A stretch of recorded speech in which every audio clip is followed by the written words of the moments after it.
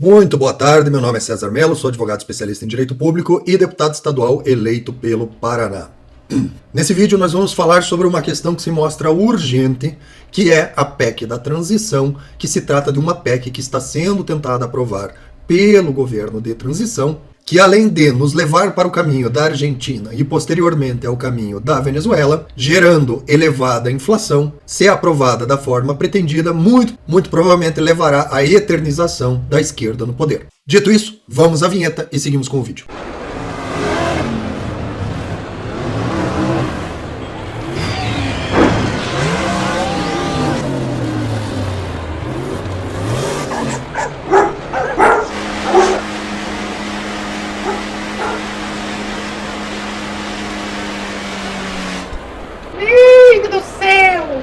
Pois bem, pessoal, pois bem. Primeiramente eu peço desculpas pela voz combalida, porém, eu ainda estou me recuperando, não devia nem estar gravando o vídeo, mas a situação é urgente e por isso faço aqui essa gravação, tá?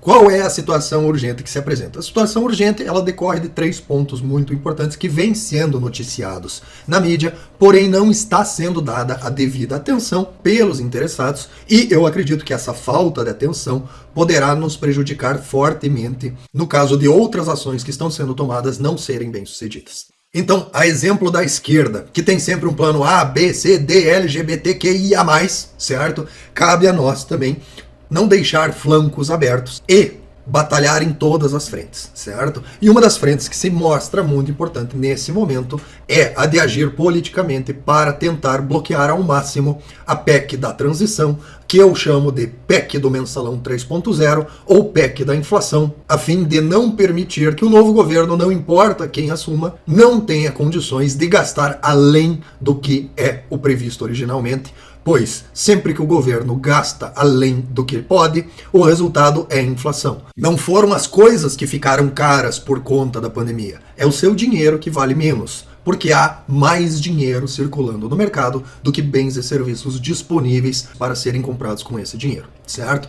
Essa PEC pretende, na prática, colocar mais dinheiro no mercado sob a justificativa de garantir o pagamento do Bolsa Família e o aumento do salário mínimo, o que é uma falácia, porque mesmo que o valor seja acrescido numericamente, na prática, logo que os efeitos dessa impressão de dinheiro, dessa disponibilização de dinheiro, dessa expansão da base monetária, o fato é que os R$600 passarão a valer muito menos do que R$600 e mesmo que a população acredite que está recebendo um valor numericamente maior, na verdade ela estará com um poder de compra menor, o que significa na prática que ela está recebendo menos dinheiro. Assim, é uma falácia dizer que a aprovação da PEC é necessária para ajudar os mais pobres, porque são os mais pobres que mais sofrem com a inflação. Então vamos às notícias e os pontos importantes dessas notícias que mostram a enorme necessidade de que esta PEC, se passar, passe com uma série de restrições, certo? Então vamos lá. A primeira notícia é aqui que a PEC de transição terá tramitação inicial no Senado, tá? A principal aposta do governo para conseguir manter os atuais 600, que vai excepcionalizar do teto de gasto o valor total do auxílio e abrir espaço na lei orçamentária, tá? Guardem esse ponto. E aqui diz aqui, ó, a gente tiraria 175 bilhões do teto de gastos e teríamos um espaço orçamentário de 105 bilhões para serem preenchidos com aquelas demandas da farmácia popular, merenda, saúde indígena, etc. O principal ponto aqui é o etc, tá? O que é o etc? O etc é ajudar os países vizinhos, certo? O etc é fazer populismo. O etc é dar aquelas emendas bacanas para os políticos alinhados com o governo, em troca deles votarem com o governo, certo? Então, veja bem, o plano inicial do presidente Bolsonaro para esse auxílio era de apenas 58 bilhões. Eles já estão falando aqui em 175 bilhões para liberar 105 bilhões de gasto no que quiserem, certo? E aí é que vem o grande pulo do gato. Essa PEC, ela não pretende fornecer dinheiro carimbado para pagar as promessas em comum, ou seja, o presidente Bolsonaro prometeu manter o auxílio de 600, prometeu o aumento do salário mínimo. São promessas que haviam pelas duas candidaturas, certo? É justo, a princípio, manter essas promessas, entendo que é justo porque ambos concordavam com isso. O fato é que a PEC não é para cumprir a promessa. A PEC é para liberar espaço orçamentário para o novo governo fazer o que quiser. Certo? Esse que é o problema, certo? A PEC, da forma como está posta, libera o novo governo para fazer o que quiser. E Nós não podemos ter um novo governo que não esteja completamente amarrado. O novo governo, não importa quem seja o presidente, tem que estar completamente amarrado, como esteve o governo do presidente Bolsonaro nesse último mandato. Tá? Trazendo além, nós temos aqui a PEC. Por que é urgente? A PEC da transição deve ser apresentado nessa quinta-feira e eles já vão apensar, está escrito aqui, eles já vão apensar a PEC 24/2019, que é outra PEC que libera, retira do teto de gastos os gastos com as universidades. Então você teria, fora do teto de gastos, gasto com a universidade, gasto com auxílio, gasto com salário mínimo, enfim, basicamente se está retirando do teto de gastos a grande parte das despesas discricionárias do governo. Para quê? Para que todo o dinheiro dentro do teto de gastos seja gasto com esquerdista, seja gasto com populismo, com a perpetuação desse novo governo e principalmente com a submissão do novo Congresso a esse novo governo, certo? Então, a PEC, como está se desenhando, ela é basicamente um cheque em branco para ser votado. E por que a urgência? Porque isso é apresentado hoje e é necessário que se faça pressão no Congresso para que essa PEC libere o dinheiro única e exclusivamente para o cumprimento da promessa e única e exclusivamente para o ano que vem, certo? Da forma como está sendo posta, eles vão retirar do teto de gastos as universidades, os auxílios, o aumento do salário mínimo ad eternum para os próximos 4 anos, ou seja, a regra é modificada, inclusive em relação ao novo Congresso que vai assumir. Essa situação não tem legitimidade democrática porque subverte o voto dado para o Congresso, certo? Portanto, é necessário que seja pressionado o Congresso atual para que seja liberado o gasto acima do teto de gastos única e exclusivamente pro ano que vem e única e exclusivamente para esse dinheiro carimbado uma única vez para cumprir a promessa de aumento de manutenção do auxílio emergencial e do aumento do salário mínimo uma única vez. Por quê? Porque se for feito uma única vez, o novo governo terá que negociar todo ano com o Congresso a manutenção dessas promessas, o que coloca o Congresso, que é muito mais de direita dessa vez, em posição de proeminência sobre o novo governo, qualquer que o seja. E para piorar ainda mais o problema, nós temos a seguinte notícia, que o relator do orçamento quer adicionar na PEC de transição a flexibilização das receitas extraordinárias. Por quê? Porque hoje todas as receitas extraordinárias, qualquer aumento de arrecadação, qualquer dinheiro a mais vindo, por exemplo, de privatização, deve ser todo vinculado para o abatimento da dívida. O que eles querem? Eles querem que pelo menos 2% dessas receitas extraordinárias eles possam gastar com o que eles querem. Ah, César, mas 2% não faz diferença. Faz diferença. Por quê? Porque eles sabem que vai ter inflação e essa inflação vai gerar um aumento numérico da arrecadação e esse aumento numérico da arrecadação vai ser o quê? Despesa extraordinária. Então, essa alteração de desvinculação das despesas extraordinárias incentiva o governo a gerar inflação para gerar as despesas extraordinárias e assim ele poder gastar com o que ele quiser. Portanto,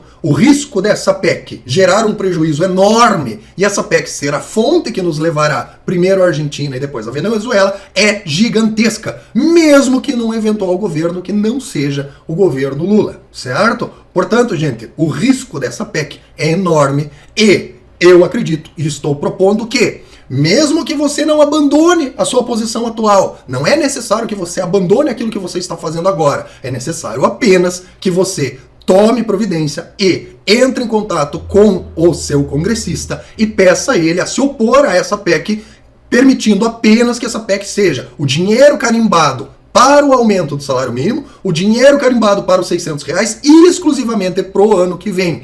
Por quê? Porque todo o resto deve ser discutido com o novo Congresso, tá? Então, gente, o ponto desse vídeo é aqui. Se você concorda com a minha posição, eu vou complementar o vídeo com outra informação. Se você não concorda com a minha posição, continue fazendo o que você está fazendo. Lembrando sempre que cada um faz o que quer, mas todos arcamos com as consequências do que decidimos fazer. Você pode fugir da sua responsabilidade o quanto você quiser, mas você não pode fugir das consequências de fugir das suas responsabilidades. Então, dito isso, eu vou trazer um ponto de vista para vocês que se tornou claro para a minha pessoa recentemente, quando eu troquei de lado. Eu, depois de anos na iniciativa privada, de anos vivendo única e exclusivamente do meu esforço, do dinheiro que as pessoas pagavam voluntariamente a minha pessoa a partir da prestação dos meus serviços, como vocês sabem, recentemente eu troquei de lado. eu ingressei meio que de sopetão na política. Eu nunca tinha buscado nenhum cargo político, eu nunca tinha sido nomeado para nenhum cargo político, nem que via nomeação, nem via eleição. Eu saí candidato, fiz a minha campanha meio que na tentativa e no erro. A minha campanha foi 3 malucos dentro de um carro, começou com 2 malucos dentro de um carro, aí a gente achou mais um maluco que entrou no carro também, e daí virou 3 malucos dentro de um carro, percorrendo o estado do Paraná inteiro, conversando com as pessoas e colocando um ponto de vista. E como diz a unanimidade dos meus colegas políticos, tá? Trata-se de uma cagada, trata-se de um milagre que ninguém apostava que isso iria acontecer, certo? Então, eu trago para vocês uma visão de quem estava de fora e caiu de paraquedas na parte de dentro da política, certo? Eu, como novo político, eu tive contato tanto com políticos recém-eleitos, que vêm de outros cargos, quanto políticos que não foram reeleitos. Por quê? Porque eu encaro esse meu primeiro mandato como, principalmente, uma forma de aprendizagem, certo? E uma coisa que me chamou bastante atenção, né?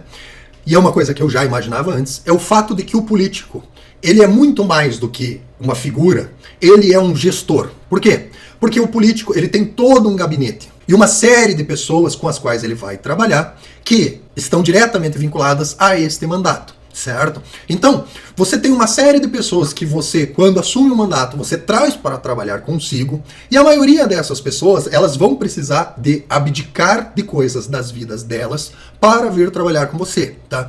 Pelo menos no contato que eu tive, essa coisa do cara nomeado, que não tem formação nenhuma, que não veio do nada, que é só porque é conhecido e não sei quem, não sei o que, e você bota no gabinete e o cara recebe para não fazer nada, tá? Isso daí me parece, pelo menos no contato que eu tive e com as restrições que foram colocadas para minha nomeação de gabinete, eles são uma fantasia. Ademais, as pessoas que assumem os cargos, elas se tornam incompatibilizadas com uma série de atuações da vida pessoal. Então, por exemplo, várias pessoas com as quais eu tinha conversado antes, que eu pretendia trazer para o meu gabinete, eu já conversei e falei, olha, você vai ter que encerrar a sua empresa, você vai ter que encerrar o seu negócio, você não vai mais poder trabalhar com isso, com aquilo, com aquele outro, você não vai poder fazer isso, você não vai poder fazer aquilo, não pode isso, não pode aquilo, uma série de restrições, que basicamente fazem com que essa pessoa tenha que abrir mão da carreira, da vida que ela tem, para vir trabalhar com você. Isso significa que o destino final da vida dessas pessoas, ela passa a pesar na consciência do político. Por quê? Se o político não se reeleger,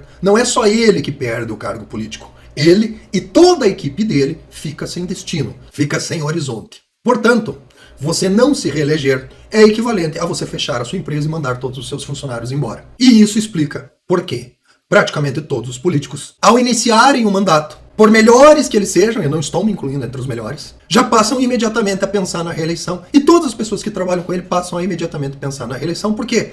Porque todas essas pessoas abdicaram das suas vidas normais para ingressar nessa questão do mandato, que nada mais é do que um trabalho temporário de 4 anos. Sem nenhuma certeza de que, encerrados os 4 anos, ele será reabsorvido pelo mercado de trabalho. Então eu posso atestar para os senhores que sim, todo político se elege a partir do momento que recebe a informação de que foi eleito, ele passa a pensar na reeleição. Se não por causa das vantagens pessoais que ele busca, por causa da responsabilidade para com a equipe que ele traz para trabalhar consigo, que depende do mandato para continuar exercendo a função para a qual foi nomeado. E aí é que vem o grande pulo do gato dos senhores.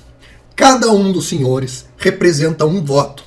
E o político, ele precisa agradar aos senhores para ter paz de espírito e poder dormir tranquilo, sabendo que muito mais do que as vantagens pessoais que ele detém, há a manutenção da continuidade, da empregabilidade do trabalho das pessoas às quais ele chamou para trabalhar consigo. É aí, por exemplo, que vem as ações políticas do ProArmas, onde nos últimos 4 anos, nós temos tentado pedir para que os senhores, caso concordem com a proposta que está sendo posta, entrem em contato com os congressistas pedindo apoio ou pedindo que sejam contrários a esta ou aquela proposta, certo? Nesse meio tempo, a gente viu que algumas ações deram certo, outras nem tanto. E aqui eu trago um ponto de vista para vocês, onde eu vou colocar um guia de como que você pode aumentar ao máximo a efetividade da sua abordagem ao político. O primeiro ponto: quando nós políticos recebemos algum tipo de interação pedindo que nos posicionemos de forma A ou de forma B,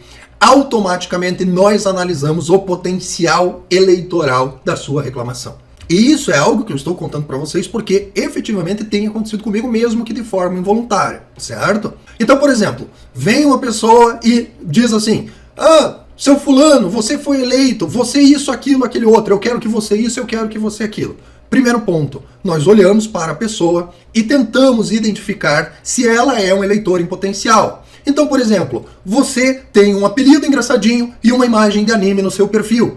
Qual é a importância que nós vamos dar para sua opinião? Zero. Zero. Porque você não teve nem a coragem de se identificar, certo? A sua opinião vale nada, certo? Se você não tem a mínima coragem de se identificar, a sua opinião não vale nada, certo? Por quê? Porque não há paridade de armas numa interação dessa. Você veja bem, você é um personagem, você é um anônimo com uma figurinha de anime. Você diz pra mim, você concorda com A, B ou C? Eu sofro as consequências integrais da minha resposta. Por quê? Porque eu não posso negar que eu respondi A, B ou C. Porém, você não sofre nenhuma consequência da sua pergunta ou da interação que você tenha comigo. Por quê? Porque você não é ninguém. Então, para que nós consideremos que você realmente se importa com aquilo e você está realmente perguntando que você quer uma resposta honesta, você precisa ser uma pessoa identificada, certo? Então, primeiro ponto, perfis anônimos com figurinhas engraçadinhas são levadas zero em consideração. Tá. Segundo ponto, você vem e entra em contato com o político, exigindo dele que se posicione de forma A ou B. Você está identificado, você tem foto. O político analisará se você é um eleitor potencial, ou seja, ele vai tentar descobrir de que região que você é. Os políticos, quer deputados estaduais, quer deputados federais, quer senadores, estão restritos à sua localidade geográfica. Então, um deputado estadual pelo Paraná só pode receber votos de paranaenses. Um deputado federal do Paraná só pode receber votos de paranaenses. Um senador pelo Paraná só pode receber votos de paranaenses. Ah, eu sou de São Paulo. A minha opinião, então, não é levada em conta? Muito provavelmente não. Quando que a opinião de alguém de São Paulo é levada em conta? Quando a gente identifica que essa pessoa de São Paulo tem uma projeção social capaz de influenciar votos do Paraná. Fora disso, sua opinião será ignorada. Tá? Ai, César! Eu só estou relatando como as coisas são. Tá? Não atire no mensageiro. Odeie o jogo, não o jogador. Terceiro ponto. Finja, pelo menos, que você acompanha o político e que você tem algum interesse em votar nele. Tá? O que isso significa? Eu tive, depois que eu me tornei político eleito, diversas abordagens de pessoas que vieram me exigir posições às quais eu sou frontalmente contrário, certo? Quem é meu eleitor, quem acompanhou a minha campanha, sabe quais são os meus posicionamentos em relação a B ou C. Aí o cara faz o seguinte, eu fiz uma campanha inteira falando A. A minha campanha inteira foi A. Eu basicamente falei de A. Aí o cara vem na minha timeline e diz assim, mas você é um traidor, porque você está posicionado como A. Eu nunca mais voto em você. Qual que é a chance de eu acreditar nessa mentira de que ele votou em mim? Se eu passei a minha campanha inteira falando A e o cara vai reclamar que agora eu estou falando A, significa que ele é meu eleitor? Não, significa que ele nunca me viu na vida. Não sabe quais são as minhas posições históricas e agora quer que eu me posicione contra um posicionamento histórico meu. Não estou perdendo voto nenhum. Eu perco o voto se eu me posicionar contrário às coisas que me elegeram. Então, é importante que, se você vai abordar um político e pedir a ele que se posicione de forma XYZ, que você primeiro faça uma pesquisa básica nos posicionamentos históricos dele, para saber se isso que você vai pedir para ele não é o contrário do que ele acredita ou o contrário da base eleitoral dele. Se for, você está perdendo seu tempo. Tá?